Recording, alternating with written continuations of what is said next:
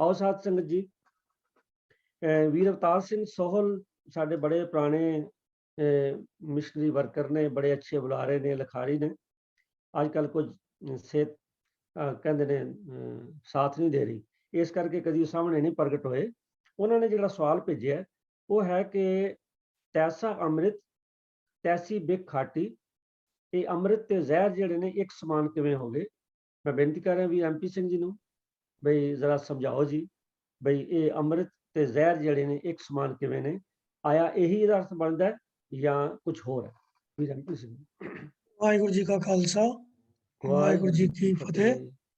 ਸੋ ਇਹ ਜਿਹੜੀ ਪੰਕਤੀ ਵੀਰ ਜੀ ਨੇ ਸਵਾਲ ਵਿੱਚ ਲਿਖੀ ਹੈ ਉਹ ਗੁਰੂ ਅਰਜਨ ਪਾਤਸ਼ਾਹ ਦੀ ਉਚਾਰਨ ਕੀਤੀ ਬਾਣੀ ਸੁਖਮਨੀ ਸਾਹਿਬ ਦੇ ਵਿੱਚੋਂ ਹੈ। ਇਹ 9ਵੀਂ ਅਸ਼ਟਪਦੀ ਦੇ ਵਿੱਚ ਇਹ ਪਦਾ ਹੈ ਜੋ ਆਪ ਜੀ ਦੇ ਸਾਹਮਣੇ ਸਕਰੀਨ ਤੇ ਡਿਸਪਲੇ ਵੀ ਹੋ ਰਿਹਾ ਹੈ।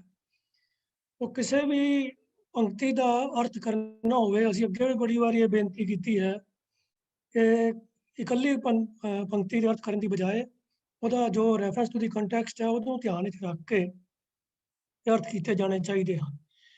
तो ये जी 9वीं अष्टपदी है, इनू अगर जो शुरुआत तो देखा जाए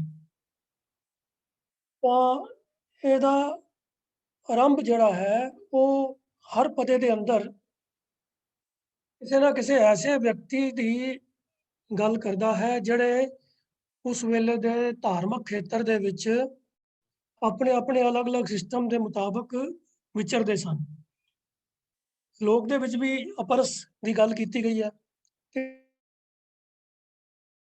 अष्टपदी का जो पहला पदा है वह भी शुरू होता है मिथ्या ना ही रसना परस मन में प्रीत निरंजन दरस।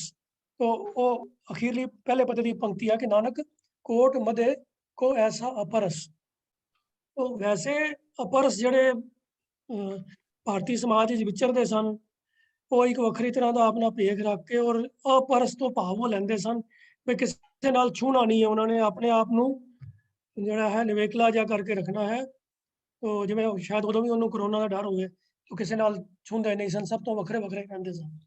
तो पर गुरु साहब ने अपरस लफज दे जो गुरमत के सिद्धांतों के अनुसार जो उहदे अंदर गुण होने चाहिए हैं, तो गुरु साहब ने वो बयान करके कि भाई मन की बासना मन ते टरै इंद्री जित पंच दोख ते रहत नानक कोट मदे को ऐसा अपरस। तो पहले पदे च अपरस की गल की है। इसी तरह ही दूसरे पदे दे विच वैष्णो की गल की है।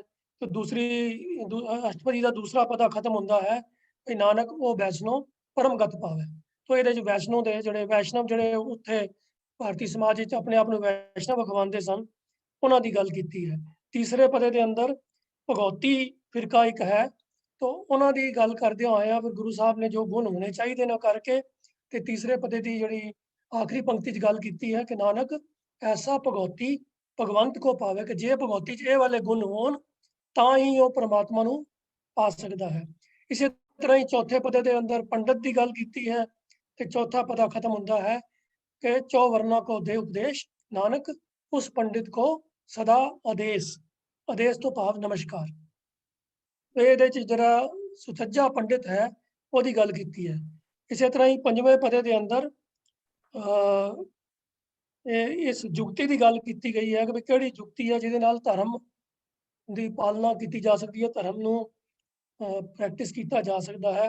तो वो गल्लां आईयां हन सर्व रोग का औखद नाम कल्याण रूप मंगल गुणगाम काहू जुगत किते ना पाइए धर्म नानक तिस मिले जिस लिखिया धुर करम। कि परमात्मा वालों जिन्हों बख्शिश होंदी है वो मस्तक के उत्ते लिखिया होंदा है वो ही धर्म कमा सकता है, होर किसी तरीके नाल धर्म की कमाई नहीं हो सकती। तो छेवें पदे के अंदर इस तरह ही जोड़े रामदासी अखवाते सन अपने आप को उन्होंने गल की गई है। और छेवां पदा अंत होंदा है कि सगल संग आत्म उदास ऐसी जुगत नानक रामदास। कि असल रामदासिया असल रामदास वो है जोड़ा अपने अंदर ही माया तो निर्लेप होवे ते ऐसी इस जुगत के नाल वो रामदास अखवा सकता है। तो हुण जिस पंक्ति की आपां गल करनी वो 7वां पदा है और ये आरंभ होंदा है जी प्रभ की आज्ञा आत्म हितावै जीवन मुकत सो कहावै तैसा हरख तैसा उस सोग सदा आनंद तह नहीं वियोग तैसा स्वर्ण तैसी उस माटी तैसा अमृत ਤੈਸੀ ਬਿਖ ਖਾਟੀ, ਤੈਸਾ ਮਾਨ, ਤੈਸਾ ਅਭਿਮਾਨ। ਇਹ ਲਫ਼ਜ਼ ਜਿਹੜਾ ਇੱਥੇ ਅਭਿਮਾਨ ਲਿਖਿਆ ਹੋਇਆ ਹੈ, ਹਸਤਲਿਖਤ ਬੀੜਾ ਵਿੱਚ ਜਿੱਥੇ ਪਾਠ ਭੇਦ ਦੀ ਗੱਲ ਆਉਂਦੀ ਹੈ, ਉੱਥੇ ਲਫ਼ਜ਼ ਅਪਮਾਨ ਹੈ, ਪੁੱਪੇ ਦੇ ਨਾਲ ਹੈ। ਤੋ ਇਹਦਾ ਧਿਆਨ ਰੱਖਣ ਦੀ ਜ਼ਰੂਰਤ ਹੈ। ਤੈਸਾ ਰੰਕ, ਤੈਸਾ ਰਾਜਾਨ, ਜੋ ਵਰਤਾਏ ਸਾਈ ਜੁਗਤ, ਨਾਨਕ ਉਹ ਪੁਰਖ ਕਹੀਏ ਜੀਵਨ ਮੁਕਤ। तो आखिरी पंक्ति तो ये सानू जो है ये संदेश मिल रहा है कि जे जीवन मुक्त इंसान केड़ा हो सकता है, ओदी गल इस 7वें पदे के अंदर की गई है। तो जीवन मुक्त दे गुण जो बयान किए हैं गुरु अर्जन पातशाह ने, आप जी ने सारिया ने ही रियलाइज किया होएगा कि बिल्कुल वही अवस्था बयान की है जो गुरु तेग बहादुर पातशाह एक शब्द के बयान करते हैं कि जो नर दुख में दुख नहीं माने, सुख सने और भै नहीं जाके कंचन माटी माने, न निंदिया ना उस्तत जाके लोभ मोह माना, हरक सोग ते रह न्यारो नाहे मान अपमाना, आसा मनसा सगल त्यागे जगते रह निराशा, काम क्रोध जे परसे नहीं तै घट ब्रह्म निवासा। तो ये सारिया गल्लां सिमिलर ही हैं। तो भाव की है कि इस शब्द के अंदर भी जीवन मुकत बंदा किवें हो सकता है, ਉਹਦੀ गल की गई है कि भी ਉਹਦੇ वास्ते दुनियावी प्राप्ति या दुनियावी लाभ या नुकसान ਉਹਦੀ कोई वैल्यू नहीं है। जिन्हां चीज़ां नूं दुनिया किसी प्राप्ति का निशान मंदी है कि भी मेरे कोल सोना बहुता होवे ते मैं बाकियां नालों बेहतर हाँ, या मैनू मेरे घर खुशी बहुती होवे तां ਉਹ मतलब मैं दूजियां नालों चंगी अवस्था का मालक हाँ, मेरे घर खुशी होवे कदी दुख ना आवे तां मैं दूजियां नालों चंगी अवस्था वाला हाँ। तो ऐसी कोई गल ना करदे होया गुरु साहब ने सगों एक बिल्कुल सहज की अवस्था की गल की है कि प्रभ की आज्ञा आत्म हितावै। अपने आप नूं हमेशा ही परमात्मा की रजा नूं हितावे तो पावे मिठी करके मन्ने, हित वाली जाने अपने भले दी जाने, जो प्रभु का हुक्म है उन्होंने ही अपने वास्ते चंगा मन्ने।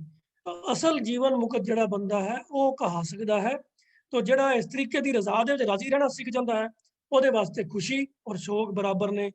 आनंद वो हमेशा आनंद की अवस्था च रहिंदा। आनंद एक ऐसी अवस्था जिहड़ी प्राप्त हो जाए तो फिर इस इंसान नूं वो कदी अवस्था जाती नहीं है। आम दुनिया दे विच खुशी गमी सुख दुख ये सब एक दूजे के विरोधी भाव आते जाते रहते हैं, पर आनंद की अवस्था ऐसी है जिहड़ी एक बार प्राप्त जिहड़ा इंसान कर लैंदा है वो फिर सਦੀवी आनंद का सुख मानता है, रस मानता है। तो उन्होंने फिर मुड़ के कभी वियोग विछोड़े दो तो दुख होंदा ही नहीं है, क्योंकि वो सुरत हमेशा परमात्मा के नाल जुड़ी रहती है। उन्होंने परमात्मा के चरणों तो कभी वियोग या विछोड़ा नहीं होंदा है। इसलिए दुनियावी चीज़ों की वो वास्ते कोई हुकत ही नहीं रहती। जैसा जिहो जिहा सोना तो वो जी मिट्टी, उन्होंने कोई परवाह ही नहीं होंदी, कोई लालच ही कभी होंदा नहीं है। तो उस कंटैक्स्ट फिर गल आई अगे कि तैसा अमृत तैसी बिख खाटी, कि ਉਹਦੇ वास्ते वो वस्तुआं ਜਿਹੜੀਆਂ अमृत समान स्वादलियां अमृत समान चंगियां रस देन वालियां हैं ते या कौड़ियां जहर वालियां वस्तुआं हैं, वो सारियां एक बराबर हैं। भावें दुनिया जड़ी उन्हां चीज़ां नूं जहरीला मन के कौड़ा मन के ग्रहण करन तो परहेज करदी होवे, ਉਹਦੇ मुकाबले च जड़ियां कोई होर स्वादलियां या सुख देन वालियां वस्तुआं ने उन्हां नूं अमृत समान मन के। तो ये गल कोई अमृत उसकी नहीं हो रही जिहड़ा अमृत कोई आत्मक नाम देन वाला, जो जिस तरह बाणी च नाम नूं अमृत कहा गया, ये अमृत नाम का रैफरेंस नहीं है।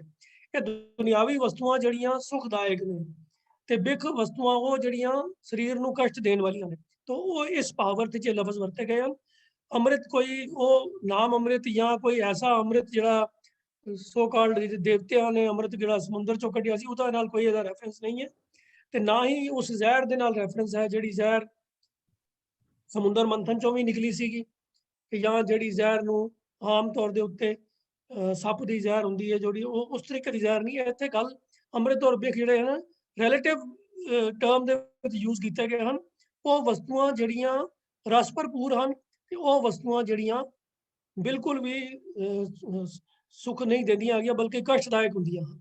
तो उस सेंस है तो क्योंकि ये बंदा जिस जीवन मुकत जी गल हो रही है वो परमात्मा की रजा में हर हाल च राजी रहिंदा है, उन्होंने कभी ना दुख ते ना सुख हुंदा है। ਤੇ ਇਸ ਲਈ ਉਹਦੇ ਵਾਸਤੇ ਇਹ ਸਾਰੀਆਂ ਵਸਤੂਆਂ ਇੱਕ ਸਮਾਨ ਨੇ, ਚਾਹੇ ਉਹ ਰਸਦਾਇਕ ਹੋਣ ਤੇ ਚਾਹੇ ਉਹ ਕਸ਼ਟਦਾਇਕ ਹੋਣ। तो इसे तरह ही तैसा मान तैसा अपमान, ਉਹਦੇ ਵਾਸਤੇ ਅਪਮਾਨ ਲਫ਼ਜ਼ ਜਿਹੜਾ ਹੈ ਉਹ ਮਾਨ ਤੋਂ ਉਲਟੇ ਅਰਥ ਰੱਖਦਾ ਹੈ। ਤੈਸਾ ਰੰਕ ਤੈਸਾ ਰਾਜਾਨ, ਜਿਹੋ ਜਿਹਾ ਕੋਈ ਗਰੀਬ ਹੈ ਤੇ ਉਹ ਜਿਹਾ ਉਹਦੇ ਵਾਸਤੇ ਰਾਜਾ ਹੈ। ਸੋ ਜੋ ਵਰਤਾਏ ਸਾਈ ਜੁਗਤ, तो जो रजा परमात्मा ਵਰਤਾਂਦਾ ਹੈ ਉਹੀ ਉਸਨੂੰ ਹੀ ਉਹ ਆਪਣੇ ਜੀਵਨ ਦੀ ਜੁਗਤੀ ਕਰਕੇ ਮੰਨਦਾ ਹੈ। तो ऐसे इंसान ਨੂੰ ਗੁਰੂ ਸਾਹਿਬ ਕਹਿੰਦੇ ਹਨ ਕਿ ਉਹ ਜੀਵਨ ਮੁਕਤ ਸਹੀ ਅਰਥਾਂ ਦੇ ਵਿੱਚ ਮੰਨਿਆ ਜਾ ਸਕਦਾ ਹੈ। तो ਅੰਮ੍ਰਿਤ ਔਰ ਬਿਖ ਜਿਹੜੇ ਲਫ਼ਜ਼ ਨੇ ਇੱਥੇ ਰਿਲੇਟਿਵ ਸੈਂਸ ਵਿੱਚ ਆਏ ਨੇ ਕਿ ਸੁਖਦਾਇਕ ਰਸਦਾਇਕ ਵਸਤੂਆਂ ਤੇ ਜਾਂ ਕਸ਼ਟਦਾਇਕ ਵਾਲੀਆਂ ਵਸਤੂਆਂ, ਜਾਂ ਜਿਹੜੀਆਂ ਮਾੜੇ ਸਵਾਦ ਵਾਲੀਆਂ ਵਸਤੂਆਂ ਜਾਂ ਮਾੜੀ ਸੈਂਸੇਸ਼ਨ ਸਰੀਰ ਨੂੰ ਕਸ਼ਟ ਦੇਣ ਵਾਲੀਆਂ ਵਸਤੂਆਂ ਨੇ। ਉਹ ਇਹ ਇਤਨੀ ਬੇਨਤੀ ਪ੍ਰਵਾਨ ਕਰਨਾ। ਵਾਹਿਗੁਰੂ ਜੀ ਕਾ ਖਾਲਸਾ, ਵਾਹਿਗੁਰੂ ਜੀ ਕੀ ਫਤਿਹ। ਧੰਨਵਾਦ ਵੀਰ ਜੀ, ਬੜਾ ਖੋਲ ਕੇ ਆਪ ਜੀ ਨੇ ਦੱਸਿਆ ਕਿ ਇੱਥੇ ਜਿਹੜਾ ਅੰਮ੍ਰਿਤ ਹੈ ਇਸ ਤੋਂ ਭਾਵ ਕਿ ਦੁਨਿਆਵੀ ਜਿਹੜੀਆਂ ਚੀਜ਼ਾਂ ਅਸੀਂ ਦੌੜਦੇ ਹਾਂ ਸਾਨੂੰ ਚੰਗੀਆਂ ਲੱਗਦੀਆਂ ਨੇ, ਬਿਖ ਤੋਂ ਭਾਵ ਹੈ ਜਿਹੜੀਆਂ ਮਾਰੀਆਂ ਨੇ। ਤੋ ਸਾਧ ਸੰਗਤ ਗੱਲ ਤੇ ਵੀਰ ਜੀ ਨੇ ਜਿਵੇਂ ਐਕਸਪਲੇਨ ਕੀਤੀ MP ਸਿੰਘ ਜੀ ਨੇ, ਗੱਲ ਹੈ ਸਹਿਜ ਅਵਸਥਾ ਦੀ। ਸਹਿਜ ਅਵਸਥਾ ਇੱਕ ਬੜੀ ਉੱਚੀ ਅਵਸਥਾ ਹੈ, ਉੱਚੀ ਆਤਮਿਕ ਅਵਸਥਾ ਹੈ। ਇਹਨੂੰ ਬ੍ਰਹਮ ਗਿਆਨ ਕਿਹਾ ਹੈ ਨਾ, ਉੱਚੀ ਅਵਸਥਾ ਨੂੰ। ਪਰ ਮੇਰੇ ਮਨ 'ਚ ਕਈ ਵਾਰ ਆਉਂਦਾ ਵੀ ਖਿਆਲ ਕਰੀਏ ਵੀ ਸੱਚਮੁੱਚ ਜੇ ਉਸ ਅਵਸਥਾ 'ਤੇ ਜਿਹੜੇ ਪੁੱਜ ਜਾਂਦੇ ਹੋਣਗੇ ਉਹ ਕਿੰਨੇ ਕੁ ਆਨੰਦ ਵਿੱਚ ਰਹਿੰਦੇ ਹੋਣਗੇ ਵੀ ਕਿਸੇ ਚੀਜ਼ ਨਾਲ ਕੋਈ ਪਕੜ ਨਹੀਂ। ਆਪਾਂ ਪੜ੍ਹਦੇ ਜਾਣੇ ਬ੍ਰਹਮ ਗਿਆਨੀ ਸਦਾ ਨਿਰਲੇਪ ਜੈਸੀ ਜਲ ਮੈਂ ਕਮਲ ਲੇਪ, ਔਰ ਉਹ ਨਿਰਲੇਪ ਅਵਸਥਾ ਹੋਏਗੀ ਕੈਸੀ, ਕਿੰਨੀ ਵਧੀਆ ਹੋਏਗੀ। ਤੋ ਗੁਰੂ ਮਹਾਰਾਜ ਨੇ ਦੇਖੋ ਸਾਨੂੰ ਟਾਰਗੇਟ ਹੀ ਰੱਖਿਆ ਹੈਗਾ ਕਿ ਬ੍ਰਹਮ ਗਿਆਨ ਭਾਵ ਸਭ ਤੋਂ ਉੱਚਾ ਗਿਆਨ। ਸੋ ਬਾਣੀ ਸਾਨੂੰ ਇੱਕ ਐਸਾ ਚੈਲੰਜ ਦਿੰਦੀ ਹੈ, ਇੱਕ ਐਸਾ ਟਾਰਗੇਟ ਹੈ ਕਿ ਅਸੀਂ ਉੱਥੇ ਪਹੁੰਚਣਾ ਹੈ ਜਿੱਥੇ ਦੁਨਿਆਵੀ ਪਕੜ ਸਾਰੀ ਖਤਮ ਹੋ ਜਾਏ। ਤੇ ਅੱਜ ਤੇ ਦੁਨੀਆ ਦੇ ਵਿੱਚ ਆਪਾਂ ਦੇਖਦੇ ਹਾਂ ਕਿੰਨਾ ਰੌਲਾ ਗੋਲਾ ਹੈ, ਕਿੰਨੇ ਝਗੜੇ ਨੇ। ਝਗੜੇ ਕਿਸ ਗੱਲ ਦੇ? ਪਕੜ ਦਾ ਹੀ ਝਗੜਾ। ਸੋ ਜੇਕਰ ਪਕੜ ਤੋਂ ਢਿੱਲੇ ਹੋਈਏ ਤੇ ਦੁਨੀਆ ਵਿੱਚ ਬਹੁਤ ਸੰਸਾਰ ਵਿੱਚ ਸੁੱਖ ਸ਼ਾਂਤੀ ਵਰਤ ਸਕਦੀ ਹੈ ਜੇਕਰ ਆਪਾਂ ਆਪਣੇ ਜਿਹੜੀਆਂ ਇਹ ਪਰਸਨਲ ਟੇਸਟ ਨੇ ਜਿਹਨਾਂ ਵਿੱਚ ਅਸੀਂ ਦੌੜੇ ਫਿਰਦੇ ਹਾਂ ਉਹਨਾਂ ਤੋਂ ਅਸੀਂ ਗੁਰੇਜ਼ ਕਰੀਏ। ਤੇ ਇਹਦੇ 'ਚ ਸਿਰਫ ਕੋਈ ਖਾਣ ਪੀਣ ਦੀਆਂ ਚੀਜ਼ਾਂ ਦੂਜੀਆਂ ਨਹੀਂ ਆਉਂਦੀਆਂ ਨਾ। ਅਸੀਂ ਕਈਆਂ ਲੋਕਾਂ ਨੂੰ ਬੜਾ ਕਹਿੰਦੇ ਜੀ ਬੜੇ ਮਿੱਠੇ ਪਿਆਰੇ ਦੋਸਤ ਨੇ, ਕਈਆਂ ਨਾਲ ਨਫ਼ਰਤ ਕਰਦੇ ਹਾਂ। ਪਰ ਮੇਰੇ ਖਿਆਲ ਹੈ ਸਹਿਜ ਅਵਸਥਾ ਜਿੱਥੇ ਐਸੀ ਅਵਸਥਾ ਹੈ ਕਿ ਜਿੱਥੇ ਜਾ ਕੇ ਸਾਰੇ ਹੀ ਬਰਾਬਰ, ਨਾ ਕਹੂੰ ਸੇ ਦੋਸਤੀ ਨਾ ਕਹੂੰ ਸੇ ਪਿਆਰ। ਸਤਿਗੁਰੂ ਜੀ ਕਿਰਪਾ ਕਰੋ, ਜੇ ਆਪਾਂ ਸਾਡੀ ਝੋਲੀ ਵਿੱਚ ਆਪ ਜੀ ਨੇ ਗੁਰਬਾਣੀ ਪਾਈ ਹੈ ਤਾਂ ਸਾਨੂੰ ਇੰਨੀ ਸਮਰੱਥਾ ਦਿਓ ਕਿ ਅਸੀਂ ਉਸ ਅਨੁਸਾਰ ਚੱਲ ਕੇ ਅਸੀਂ ਵੀ ਉਸ ਸਹਿਜ ਅਵਸਥਾ ਦੀ ਵਾਸਤੇ ਪਹੁੰਚੀਏ। ਧੰਨਵਾਦ ਵੀਰ ਜੀ ਦਾ ਇੱਕ ਵਾਰੀ ਫੇਰ।